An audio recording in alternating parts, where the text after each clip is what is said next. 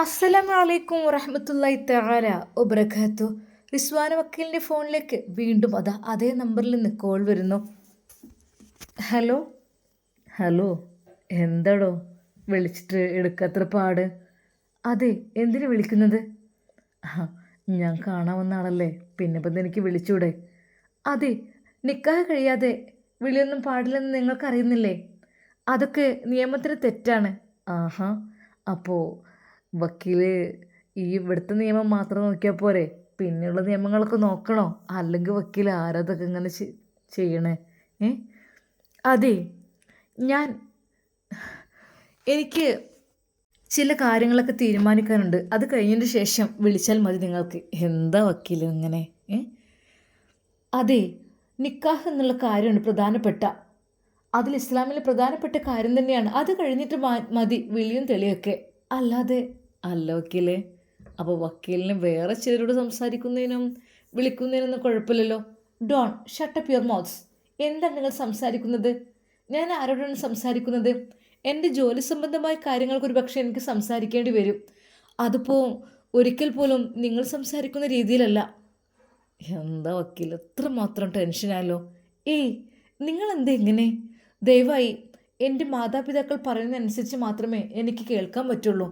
അതിനനുസരിച്ച് ചെയ്യാം. അല്ലാതെ ഇടയ്ക്കിടെ നിങ്ങളിങ്ങനെ വിളിക്കുന്നത് എനിക്കൊട്ടും താല്പര്യമില്ല. വക്കീൽ ദേഷ്യപ്പെടാതെ. ഇങ്ങനെ ദേഷ്യപ്പെട്ടാലെങ്ങനെ? എന്നാൽ അവൾ ഫോൺ കട്ട് ചെയ്തു. എൻ്റെ റബ്ബേ, ഹോ, എന്തൊരു ശല്യമായിപ്പോയത്. ഇതിപ്പോൾ എന്താ ഇങ്ങനെ? സംസാരത്തിലൊക്കെ നല്ല മാറ്റമുണ്ടല്ലോ റബ്ബേ. ഇതായിരുന്നോ എന്നെ കാണാൻ വന്ന ആള്? അവളുടെ മനസ്സിൽ പല പല ചിന്തകൾ വന്നുകൊണ്ടിരുന്നു. അപ്പോൾ തന്നെ അവൾ ഉപ്പാക്ക് വിളിച്ചു. ഉപ്പ ഫോൺ എടുക്കുന്നില്ല. റബ്ബേ, എൻ്റെ ഉപ്പ എവിടെ? പഠിച്ചോനെ. എന്നാൽ മോളുടെ മിസ് കോൾ കണ്ട ഉപ്പ. ഹലോ മോളെ. ആ, ഉപ്പ ഓഫീസ് വർക്കിലായിരുന്നേ. അല്ല മോളെ, പിന്നെ എന്തിനാ വിളിച്ചത്? അർജൻറ്റ് കേസ് വല്ലതും ഉണ്ടോ എന്ന് കരുതിയിട്ട് ഞാൻ വിളിച്ചത്. സാധാരണ മോള് വിളിക്കുന്ന സമയം ആയിട്ടില്ലല്ലോ. എന്തെങ്കിലും പ്രത്യേകിച്ചൊക്കെ ഉണ്ടാകുമ്പോഴല്ലേ?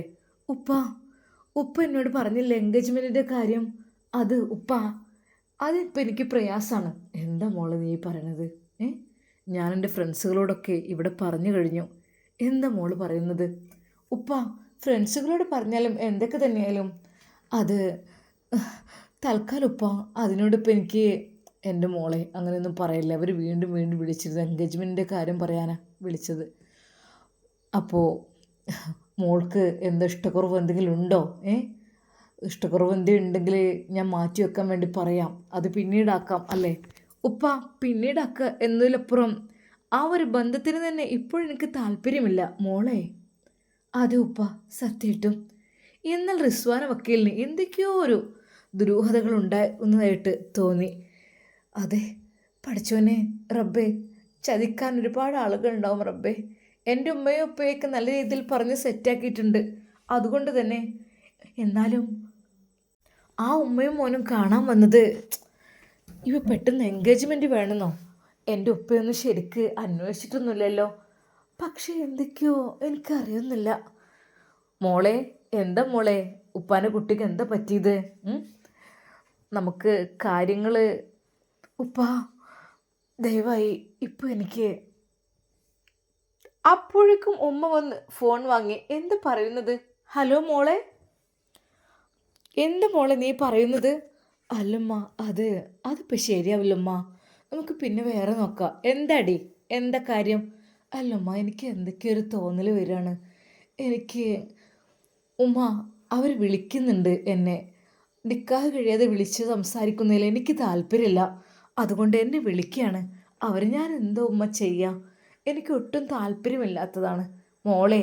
എൻഗേജ്മെൻ്റ് ഒക്കെ ആയില്ലേ? അതിനു വേണ്ടിയുള്ള സെറ്റപ്പ് അതിനൊക്കെ വേണ്ടിയിട്ട് വിളിക്കുകയായിരിക്കും. ഉമ്മ, സത്യം പറയട്ടെ, ദീൻ വിട്ടുള്ളൊരു കളിക്കും ഞാനില്ല. തൻ്റെ മകളുടെ പക്വതയാർന്ന സംസാരം കേട്ട് ഉമ്മ ഒരു നിമിഷം ഞെട്ടിപ്പോയി. ഉപ്പയുടെ കൈകളിൽ ഫോൺ കൊടുത്തു. ഇതാ. എന്താ മോളെ നീ പറഞ്ഞത്? ഉപ്പ, ദീൻ വിട്ടുള്ള കളിക്ക് ഞാനില്ലാന്ന്. മോളെ, അതൊക്കെ ശരി തന്നെയാണ്. എൻ്റെ കുട്ടി പഠിച്ചതും അതുതന്നെയാണല്ലോ. അതുപോലെ തന്നെ മോൾ പ്രവർത്തിക്കേണ്ടത്. അതൊക്കെ ശരി തന്നെയാണ്. മാഷാ അല്ലാ. ഉപ്പാൻ്റെ കുട്ടിയുടെ കാര്യത്തിൽ ഉപ്പാക്ക് അഭിമാനം തോന്നുന്നു. പക്ഷേ ഈ ബന്ധം അതങ്ങ് ഒഴിവായി കഴിയാന്ന് വെച്ചാൽ നല്ല ബിസിനസ്സും കാര്യങ്ങളും ഒക്കെയുള്ള ആളുകളാണ്. പിന്നെ എൻ്റെ കുട്ടിക്ക് നല്ലൊരു ജീവിതം കൂടി. ഉപ്പ, അതൊക്കെ ശരി തന്നെയാണ്. പക്ഷേ ഉപ്പ, എനിക്കൊരു കാര്യം പറയാനുണ്ട്. അത് ചെറ്റക്കുടിലാണെങ്കിലും അത് ഏതൊരു ഭർത്താവിൻ്റെ കൂടെ ജീവിക്കുകയാണെങ്കിലും സ്വാലിഹായ ഒരു ഭർത്താവ് എന്നുള്ളത് അതൊരു പെണ്ണിന് കിട്ടുന്ന ഭാഗ്യമാണ്. മോൾ എന്തൊക്കെയാ പറയുന്നത്? അതെ ഉപ്പ, അങ്ങനെ ഒരു ചിന്താഗതിയാണ് എനിക്കുള്ളത്. അല്ലാതെ ഒരിക്കൽ പോലും ഒരുപാട് സ്വത്തും സമ്പത്തും അതൊന്നും ഞാൻ ആഗ്രഹിക്കുന്നില്ല. ബിസിനസ്സായാലും വലിയ ജോലിക്കാരാണെങ്കിലും ഉപ്പ, അത്യാവശ്യം ചിലവ് കഴിയാനുള്ള ക്യാഷ് അള്ളാഹുവിൻ്റെ അനുഗ്രഹം കൊണ്ട് എനിക്കിപ്പോൾ ഉണ്ട്. എനിക്കുണ്ടായി തീരും. ഇനി എനിക്ക് എൻ്റെ സാലറി കിട്ടും. അതെ, അത് എനിക്ക് കുഴപ്പമില്ലാത്ത രീതിയിൽ കിട്ടിത്തുടങ്ങും. എനിക്ക് ഒരുപാട് വലിയ ബിസിനസ്സുകാരെയും അതൊന്നും വേണമെന്ന് എനിക്കൊരു നിർബന്ധമില്ല. എനിക്കിപ്പോൾ ദീനുള്ള ആളെയാവണം, അതേ ഉള്ളൂ. ഉപ്പാൻ്റെ കുട്ടിക്ക് അങ്ങനെയാണ് താല്പര്യം എന്നുണ്ടെങ്കിൽ അങ്ങനെ നമുക്ക് നോക്കാം. ഉപ്പ, പെട്ടെന്ന് ഉമ്മ, എന്താ നിങ്ങൾ ഈ മോളുടെ ഇഷ്ടത്തിന് ഇങ്ങനെ കൂട്ടുന്നോളൂ കേട്ടോ. ഇപ്പോൾ കല്യാണത്തിന് വേണ്ടി നിശ്ചയം, എൻഗേജ്മെൻ്റ് എന്നൊക്കെ പറഞ്ഞിട്ടിപ്പോൾ നിങ്ങൾ ചെയ്യുന്നത് ശരിയാണോ? ഉപ്പയുടെ വാക്ക്. അത് നമ്മളെ മോള് എന്ന് വെച്ചാൽ നമ്മളെ മോള് തെറ്റായ തീരുമാനങ്ങൾ എടുക്കാറില്ല. നമ്മളെ മോൾക്ക് തെറ്റായ തീരുമാനങ്ങൾ എടുക്കാൻ അറിയില്ല. ഓള് പറഞ്ഞു കേട്ടില്ലേ, ഞാൻ ദീൻ വിട്ടുള്ള കളിക്ക് ഞാൻ ഇല്ലാന്ന്. ഏതെങ്കിലും ഒരു കുട്ടി അങ്ങനെ പറയോടി? അങ്ങനെ ആരെങ്കിലും പറയോ? നമ്മളെ മോള് വക്കീലാണ്, എന്നിട്ട് എന്താ ഒരു ഔറത്ത് അവളത് കാണുന്നുണ്ടോ? വളരെയധികം കൃത്യമായും വ്യക്തമായും നല്ല രീതിയിൽ ഹിജാബ് ഷാൾ ഇട്ടിട്ട്, അതെ, മുൻകൈയും മുഖവും മാത്രം കാണുന്ന രീതിയിൽ, അതവളുടെ ജോലിയുടെ ഭാഗമായതുകൊണ്ട് ഒരുപക്ഷെ അവൾക്ക് മുഴുവനായിട്ട് മറക്കുവാനാണ് എപ്പോഴും താല്പര്യം. പുറത്ത് പോകുമ്പോഴെല്ലാം അവൾ അങ്ങനെ തന്നെയാണ് യൂസ് ചെയ്യാറുള്ളത്. തൽക്കാലം മോളുടെ ഇഷ്ടം നടക്കട്ടെ. മനുഷ്യ, നിങ്ങൾ എന്തേ പറയുന്നത്? നല്ലൊരു ആലോചന വന്നിട്ടത് പെട്ടെന്ന് തട്ടിക്കളയാൻ ശ്രമിക്കുകയാണോ? അല്ല, നമ്മുടെ കുട്ടി തീരുമാനിക്കുന്നതിൽ അതിലെന്തെങ്കിലും സത്യം ഉണ്ടാവും. അവൾക്ക് ഒരു പക്ഷേ എന്തെങ്കിലും തോന്നിയിട്ടുണ്ടാവും. അതുകൊണ്ടായിരിക്കും ഈ ഒരു ബന്ധത്തിനോട്, അതെ, ഒന്ന് പരിചയപ്പെടാൻ വേണ്ടിയിട്ടായിരിക്കേ. അല്ലാതെ ഇപ്പം എന്താ, പരിചയപ്പെടാൻ വേണ്ടിയിട്ട് വിളിച്ചിട്ടുണ്ടാവും. അതിപ്പോൾ സ്വാഭാവികം തന്നെയല്ലേ. ഇപ്പോഴത്തെ കാലത്തൊക്കെ എന്തൊക്കെ കുട്ടികൾ കാട്ടിക്കൂട്ടുന്നു. അതൊന്നും ആർക്കും വിഷയമല്ല. ഇതിപ്പോൾ കല്യാണം ഉറപ്പിച്ച കേസല്ലേ, പിന്നെ ഇപ്പം എന്താ വിളിച്ചു എന്നൊക്കെ വിചാരിച്ചിട്ട് അതിപ്പോൾ ഇത്ര വലിയ തെറ്റായ കാര്യമാണോ? അത് നമ്മുടെ മോൾ അങ്ങനെ ചെയ്യില്ല, അതെനിക്ക് ഉറപ്പുണ്ട്.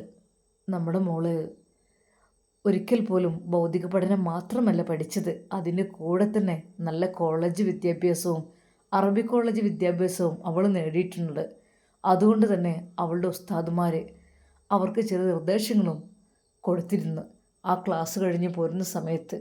അതെ, കയ്പായാലും ഒരിക്കൽ പോലും കളവ് പറയരുത്, സത്യത്തെ മുറുകെ പിടിക്കണം. അത് എവിടെയൊക്കെ തന്നെയായാലും പഠിച്ച് ജോലിയെല്ലാം നേടി എത്ര വലിയ ആളുകളാണെങ്കിലും ദീൻ വിട്ട് കളിക്കരുത്.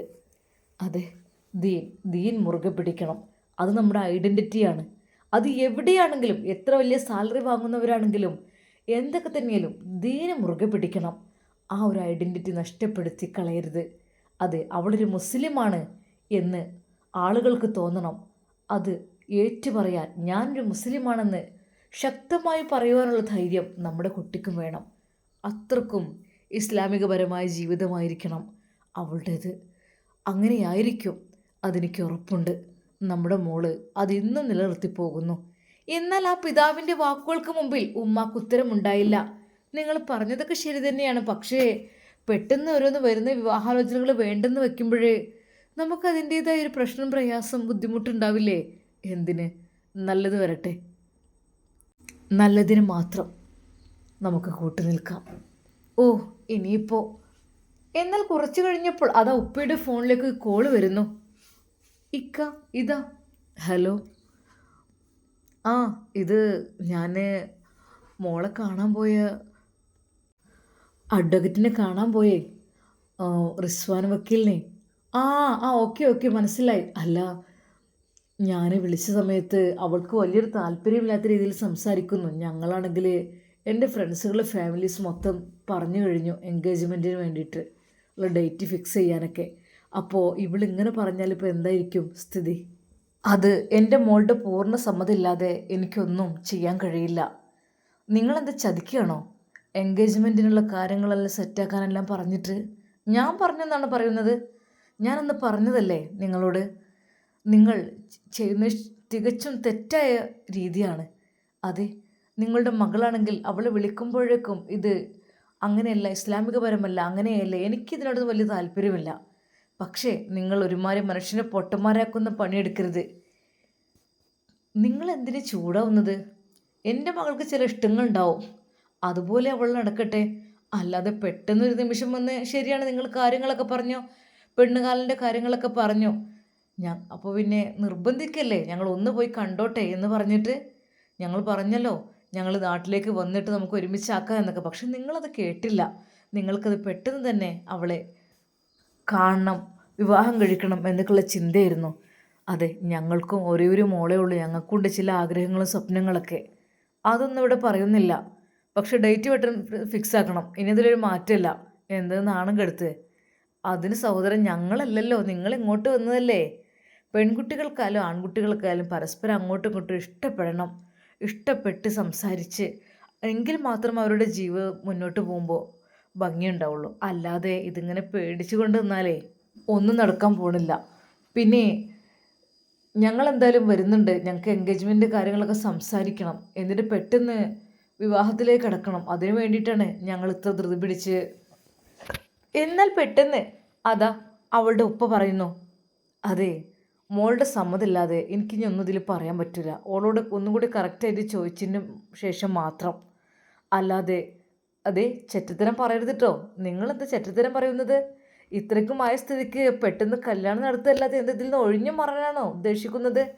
ഏയ്, ഒഴിഞ്ഞു മാറാന്ന് വെച്ചാൽ എന്തത് ബലമായി പിടിച്ചു കൊടുക്കാൻ? എൻ്റെ കുട്ടി മൃഗമൊന്നുമല്ലല്ലോ. ഒരിക്കലും അല്ല. അവൾക്ക് അവളുടേതായ ഇഷ്ടങ്ങളുണ്ടാവും, അതിനനുസരിച്ച് അവൾ ജീവിക്കട്ടെ. അല്ലാതെ മറ്റൊരാളുടെ ഔദര്യത്തിലല്ല ജീവിക്കേണ്ടത് എൻ്റെ മകള്. അവൾക്ക് ചില തീരുമാനങ്ങളുണ്ടാവും. എൻ്റെ കുട്ടി ഒരിക്കൽ പോലും ബുദ്ധി കുറഞ്ഞവളല്ല, അവൾക്കറിയാം ചിലതൊക്കെ തീരുമാനിക്കാൻ. അതെ, നിങ്ങൾ പിന്നെ അവളെക്കുറിച്ച് പോരിഷ പറയാം. തൽക്കാലം ഇതിൻ്റെ ഡീറ്റെയിൽസ് നിങ്ങൾ തരി. എന്നാൽ ഉപ്പാക്കും തന്നെ അത് കേട്ടപ്പോൾ വല്ലാത്തൊരു ഇവരോടൊന്നും വേണ്ടെന്ന് പറഞ്ഞിട്ട്. എന്നാൽ അപ്പോൾ തന്നെ ഉപ്പ മോൾക്ക് വിളിക്കുന്നു, മോളെ. ആ, ഉപ്പാൻ്റെ കുട്ടി എന്താ ഈ ഒരു വിവാഹത്തിന് മോൾക്ക് സമ്മതമാണോ? എന്തുണ്ടെങ്കിലും തുറന്നു പറയാട്ടോ, ഉപ്പ ഒന്നും കൊണ്ട് വിഷമിക്കൂല. എൻ്റെ കുട്ടി അത്യാവശ്യം മെച്ചൂർഡാണെന്ന് എനിക്കറിയാം, നല്ലതൊക്കെ തിരഞ്ഞെടുക്കാനൊക്കെ എൻ്റെ മോൾക്കറിയാം. അതുകൊണ്ട് അവർ വീണ്ടും വിളിക്കുന്നുണ്ട്, എന്താ ഉപ്പാൻ്റെ കുട്ടിക്ക് വേണ്ടത്? ഉപ്പ, ഈ ഒരു വിവാഹത്തിന് ഇതിനെക്കുറിച്ച് ഞാൻ എന്തെങ്കിലും പറഞ്ഞാൽ ഉപ്പാക്ക് ടെൻഷനാവോ? ഇല്ല മോളെ, മോളുടെ ഭാവി ജീവിതം അതാണ് എനിക്ക് വേണ്ടത്. ഉപ്പ, അത് ഈ ഒരു ബന്ധത്തിന് എനിക്ക് താല്പര്യമില്ലപ്പാ, ഇൻഷാ അല്ലാ പിന്നെ നോക്കാം. എന്നാൽ അത് കേട്ടപ്പോൾ ആ ഉപ്പ പറഞ്ഞു, മോളെ, നിന്റെ തീരുമാനം നല്ലതിനാവട്ടെ. എൻ്റെ കുട്ടി നല്ല തീരുമാനങ്ങളെ എടുത്തിട്ടുള്ളൂ. തൻ്റെ പിതാവ് തന്നെ തിരിച്ചറിയുന്നുണ്ട് എന്നുള്ള കാര്യം റിസ്വാന വക്കീലിന് മനസ്സിലായി. അവൾ പഠിച്ച റബ്ബിനെ സ്തുതിച്ചു, ബാപ്പാ, ഉപ്പയും ഉമ്മയും ഒന്നിങ്ങോട്ട് വരുമോ? എനിക്ക് മോളെ, ഇൻഷാ അല്ലാ ഞങ്ങൾ വരാൻ വേണ്ടി നോക്കാം കേട്ടോ. എന്നാൽ ഈ സമയം റിസ്വാന വക്കീലിൻ്റെ മനസ്സിൽ ടെൻഷനായിരുന്നു. റബ്ബേ, എന്നെ ആരൊക്കെയോ ഫോളോ ചെയ്യുന്നുണ്ടോ, എന്നെ ആരൊക്കെയോ ഉപദ്രവിക്കാൻ ശ്രമിക്കുന്നുണ്ടോ എന്നൊക്കെ ഒരു തോന്നലുണ്ടായിരുന്നു. എന്നാൽ ജാമ്യത്തിനിറങ്ങിയ വിവരവും ഇവിടെ കിട്ടിയിട്ടുണ്ട്. പക്ഷെ അതൊന്നും എനിക്ക് ഭയമില്ല. പക്ഷെ എന്നാലും അവരെ പോലുള്ള കുറച്ച് ആളുകളുണ്ട് എന്നെ ഫോളോ ചെയ്യുന്ന പോലെ. അല്ലെങ്കിൽ എന്നെ ഫോൺ ചെയ്ത് ഇങ്ങനെയൊക്കെ ചോദിക്കണോ? എന്താ റബ്ബേ, എനിക്കറിയുന്നില്ല. എന്നാൽ ഈ സമയം ജാമ്യത്തിനിറങ്ങിയ ജസീർ, അതെ, അവന് ദേഷ്യവും സങ്കടവും എല്ലാം കൂടിയാണ്. അവൻ നേരെ വീട്ടിലേക്ക്. പൊന്നാര മോനെ എവിടെ ഉമ്മാൻ്റെ? ഓനൊക്കെ എവിടെ, ആർക്കറിയാം? എനിക്കറിയുന്നില്ല. നിങ്ങൾക്ക് അറിയില്ലല്ലേ? നിങ്ങൾ ഒളിപ്പിച്ച് വെച്ചതായിരിക്കും ഓനെ. എന്തിന്? എനിക്ക് എൻ്റെ എല്ലാ മക്കളും ഒരുപോലെ തന്നെ. അങ്ങനെ അല്ലായിരുന്നല്ലോ കുറച്ച് മുമ്പ്. എന്നെ നല്ലോണം സ്നേഹിച്ചിരുന്നു, ഓനെ കുറച്ച് കുറ്റപ്പെടുത്തിയിരുന്നു. ഇപ്പം എന്താ ഓൻ്റെ ഭാഗത്ത് കാര്യങ്ങൾ? അതെ ജസീറേ, ഈ അകത്തേക്ക് കയറിപ്പോ, അവിടെ നിന്ന് ഒരുപാട് ചിലക്കാതെ. എന്താ, ഞാനിവിടെ നിന്ന് എനിക്ക് കുറച്ച് സംസാരിക്കാൻ പാടില്ലേ? എല്ലാവരും കൂടി എന്നെ അങ്ങ് തോൽപ്പിച്ചില്ലേ? മോനെ ജസീറെ, പ്ലീസ്, നീ ദയവായി ഓരോന്ന് പറയല്ലേ. എന്നാൽ ആ നിമിഷം തന്നെ അവൻ അതാ പുറത്തു പോയി രണ്ടെണ്ണം അടിച്ചിട്ടാണ് വന്നത്. പറയതള്ളേ, എവിടെയാണ് സഫീർ? നിങ്ങൾ ഒളിപ്പിച്ചു വെച്ചിട്ടുള്ളത്? അവനെ ഇഞ്ചിഞ്ചായി ഞാൻ കൊല്ലും. പിന്നെ എന്താ മോനൊക്കെ വിചാരം? ഡാ, ഈ സമയം ജസീർ പുറത്തേക്ക് ഇറങ്ങി. ഡാ, ഇവിടെ വാടാ. അവൻ ഇറങ്ങി വന്നു. അതെ, എന്തൊക്കെ തന്നെയാലും എന്നെ ഈ ഒരു കേസിൽ കൊടുക്കിയ ഒരു വക്കീലുണ്ടമ്മ. ആ വക്കീൽ ഞാൻ വെറുതെ വിടാൻ ഉദ്ദേശിക്കുന്നില്ല. ആ വക്കീലാണ് എന്നെ ഇത്രമാത്രം സൂക്ഷ്മമായി വളച്ച് ഉണ്ടാക്കി അങ്ങനെ പൊക്കിയത്. ആ വക്കീലാണ്. ഓളെ ചോദ്യങ്ങളും അതും ഇതും കേൾക്കുമ്പോൾ അവൾ വിചാരിണ്ടാവും അവളെക്കാളും വലിയൊരാളില്ല ഇവിടെ എന്നുള്ളത്. അവളുടെ അഹങ്കാരം നിർത്തണമ്മ എനിക്ക്. എടാ, ഒന്ന് ചെയ്തതിൻ്റെ പാപം ഇതുവരെ തീർന്നിട്ടില്ല. ഇനിയിപ്പോൾ ഇനി നിൽക്കണ്ട. ഏയ്, അതൊക്കെ നിങ്ങളെ മോൻ മറ്റേ മോനല്ലേ ചെയ്തത്. എടാ ജാസിമേ, ഇവരെല്ലാവരും കൂടി നമ്മളങ്ങ് കൊടുക്കാൻ നോക്കി. പക്ഷെ നമ്മൾ അതിനേക്കാളും വലിയ കളി കളിക്കുന്നുള്ള കാര്യം അറിയുന്നില്ല. എന്നാ എന്നാ ജാസിമേ നിൻ്റെ എൻഗേജ്മെൻറ്റ്? അതൊക്കെ അങ്ങ് പറഞ്ഞ് ഒപ്പിടിപ്പിക്കാൻ വേണ്ടി നിൽക്കുകയാണ്. പക്ഷേ അവൾ അങ്ങോട്ട് വഴങ്ങണില്ല. അവൾ അതിൽ നിന്ന് പതുക്കെ അങ്ങ് ഊരാൻ ശ്രമിക്കുകയാണ്. പക്ഷേ വിട്ടു കൊടുക്കാൻ പാടില്ല. എന്നാൽ പെട്ടെന്ന് ഉമ്മ, എന്താ ജസീറെ, എന്ത് കാര്യം നീ പറയുന്നത്? എന്നെ ഇത്രമാത്രം സൂക്ഷ്മമായ രീതിയിൽ പിടിച്ച് വളച്ചു കൊണ്ടുപോയ ജയിലിലിട്ട അതിന് കാരണക്കാരിയായ റിസ്വാന വക്കീൽ, അവരെയാണുമ്മ എൻ്റെ അടുത്ത് ഇര. ജസീറെ, അനാവശ്യം പറയാതെ വീട്ടിൽ നിന്ന് പുറത്തു പോ. എന്നിട്ട് ഇങ്ങോട്ടാണ് കയറി വരുന്നത്. നിങ്ങളുടെ ഓരോ ഗുണ്ടായുസും കാര്യങ്ങളും കൊണ്ട് തോറ്റുപോയിട്ടുണ്ട്. എന്താ ജാസിമേ നിനക്ക്? ഒന്ന് പറഞ്ഞു കൊടുത്തൂടെ? ഇവിടെ വന്നിട്ട് ഇവന് ബഹളം വെക്കുകയാണല്ലോ. എന്നിട്ട് ഉമ്മ, ഇങ്ങളെ മോൻ വിചാരിച്ചാൽ അത് നേടിയെടുക്കും. അതിനു വേണ്ടിയിട്ട് ഏതറ്റം വരെ പോകാനും ഇങ്ങളെ മോൻ തയ്യാറാണല്ലോ. അത് നിങ്ങൾക്ക് അറിയില്ലേ? ജസീറിൻ്റെ ആ ഒരു വാക്ക് കേട്ട് ശരിക്കും അവൻ്റെ ഉമ്മ ഒന്ന് ഞെട്ടി. ജസീറെ, കാലാകാലം ഇജ് ജയിലിൽ കഴിയാൻ തന്നെയാണോ എൻ്റെ ഉദ്ദേശം? കാലാകാലം കഴിയുന്നത് ആരാന്ന് ഞാൻ പറഞ്ഞുതരാം. നിങ്ങളെ പുന്നാര മോൻ സഫീർ. എന്താണ് വക്കീല്, അവരെ അങ്ങ് പെട്ടെന്ന് പാസ്സാക്കി വിട്ടു അല്ലേ? പക്ഷേ അവൻ അത്ര സുഖിച്ച് അവിടെ നിൽക്കണ്ട. അതിനെ സമ്മതിക്കില്ല. എനിക്കെതിരെ കേസുമായി വന്ന കേസിൽ വിജയിച്ച റിസ്വാന വക്കീല്, അതെ നിങ്ങളുടെ പുന്നാരമ്മ സഫീർ, ഒരിക്കൽ പോലും അവരെ ഞാൻ നേരെ നടത്തൂല. നോക്കിക്കോളി. മോനെ, വേണ്ട, ഒന്നും പറയണ്ട. ഒന്നും ഞാൻ പറഞ്ഞിട്ടില്ല, നിങ്ങൾ കേട്ടിട്ടില്ല. ഒരാളോടത് പറയാനും നിൽക്കണ്ട. മനസ്സിലായല്ലോ? ശരിക്കും അവർ ഞെട്ടിപ്പോയി. ഇനിയിപ്പോൾ എന്തൊക്കെ ഗുലുമാലുണ്ടാക്കണാവോ ഇവന്. ജസീർ ചില്ലറക്കാരനല്ല. എടാ ജാസിമേ, എന്താ പെണ്ണിനെ വിളിച്ചോ? എന്നിട്ട് എന്ത് പറഞ്ഞു? എൻഗേജ്മെൻറ്റിന് അവൾക്ക് താല്പര്യമില്ലെന്ന്, അവൾക്ക് ദീനിയായ ഒരാളെയാണ് വേണ്ടതെന്ന്. ദീനീബോധമുള്ള പെണ്ണ്. അവൾക്ക് ഇഷ്ടമല്ലത്രേ നിക്കാഹിന് മുമ്പ് വിളിക്കാൻ. എടാ, സോപ്പിട്ട് പിന്നാലെ കൂട്. ഒരിക്കൽ പോലും വിട്ടു കൊടുക്കരുത്. സോപ്പിട്ട് നല്ലോണം മനം മയക്കി മയക്കി കൂടണം, എങ്കിൽ മാത്രമേ വീഴുള്ളൂ. അതെ, അതിനു വേണ്ടി ചിലപ്പോൾ ഈ വേഷം കെട്ടേണ്ടി വരികയും ചെയ്യും. എന്ത് വേഷം? ചിലപ്പോൾ ഒന്ന് ദീനിയായൊക്കെ നടക്കേണ്ടി വരും എന്നർത്ഥം. അങ്ങനെ അപ്പോൾ വീഴാതിരിക്കില്ല. ജസീറിൻ്റെ വാക്ക് കേട്ട് ജാസിം ഒന്ന് ഞെട്ടി. എടാ, അതൊക്കെ റിസ്ക് അല്ലേ? നിനക്ക് വേണ്ടിയിട്ട് ഇപ്പം ഞാനെന്തിനാ വേഷം കെട്ടുന്നത്? എടാ, മറക്കല്ലേ ക്യാഷിൻ്റെ കാര്യം കേട്ടോ. തൽക്കാലം പുതിയാപ്പിളയെ അഭിനയിച്ചതും കല്യാണ ദിവസം എൻ്റെ വീട്ടിലേക്ക് കൊണ്ടുവരുന്നതും അതൊക്കെയാണ് എൻ്റെ സ്വപ്നങ്ങളാണ് റിസ്വാൻ വക്കീൽ. അവളെ ഞാൻ വെറുതെ വിടില്ല. അവളെൻ്റെ ഭാര്യയാക്കി ഞാൻ എൻ്റെ വീട്ടിലേക്ക് കൊണ്ടുവരും. ഈ നോക്കിക്കോ, അല്ലെങ്കിൽ എൻ്റെ പേര് ഈ മാറ്റിക്കൊണ്ടി. എന്തായിരിക്കും ജസീറിൻ്റെ പ്ലാനിങ്? അതെ, ജസീറിൻ്റെ കൂട്ടുകാരൻ തന്നെയായിരുന്നു അവളെ പെണ്ണ് കാണാൻ പോയത്. അതൊരിക്കലും ആരും അറിഞ്ഞില്ല. ആദ്യം ഉപ്പയോടും ഉമ്മയോടുമെല്ലാം സമ്മതം ചോദിച്ച് അവരുടെ ഉമ്മയെ കൊണ്ട് വിളിപ്പിച്ച് കാര്യങ്ങളൊക്കെ സെറ്റാക്കി അതിനുശേഷമാണ് അവരുടെ ഈ നാടകീയ രംഗങ്ങൾ അവിടെ അരങ്ങേറുന്നത്. ഇൻഷാ അല്ലാഹ് നമുക്കിതിൻ്റെ ബാക്കി ഭാഗം നാളെ കാണാം. റിസ്വാന വക്കീൽ വിജയിക്കുമോ? അതെ, അതോ ജസീർ അവളെ പരാജയപ്പെടുത്തുമോ? നമുക്ക് കാത്തിരുന്ന് കാണാം. അതുവരേക്കും എല്ലാവർക്കും അസ്സലാമു അലൈക്കും വറഹ്മത്തുള്ളാഹി തആല വബറകാതുഹു.